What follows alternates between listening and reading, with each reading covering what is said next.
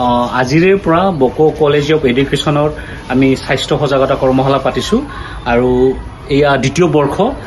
ইয়াতে আজিৰ তাৰিখত 30 গৰাকী পুৰুষ মহিলাই যোগদান কৰিছে স্বাস্থ্য সজাগতা কৰ্মশালাত। আমি এইটোৱে বিচাৰিছোঁ জিলমিল ডান্স এণ্ড এক্টিং ফ্ল'ৰে যোৱা বছৰৰ পৰা আৰম্ভ কৰিছোঁ যাতে আমি মানুহক স্বাস্থ্যৰ প্ৰতি সজাগ হ'ব পাৰোঁ।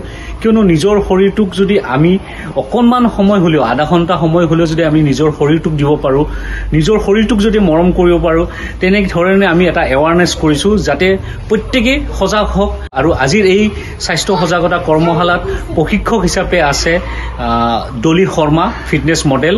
10 দিনৰ পিছত আমি এটা সজাগহে কৰিব বিচাৰিছোঁ আৰু এই 10 দিনৰ পিছত যাতে আপোনালোকে নিজে নিজে ঘৰত স্বাস্থ্যৰ প্ৰতি সজাগ হৈ ঘৰখনক যাতে সজাগ কৰিব পাৰে স্বাস্থ্যৰ জৰিয়তে, তাকে কামনা কৰিছোঁ।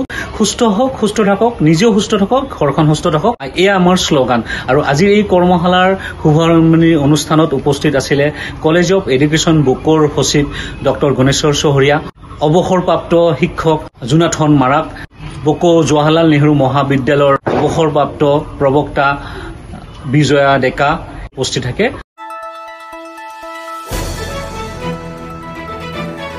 দ্য নিউজলেণ্ডছ, অবিৰত তথ্যানুসন্ধান, আপোনাৰ সেৱাত খবৰ সন্ধান।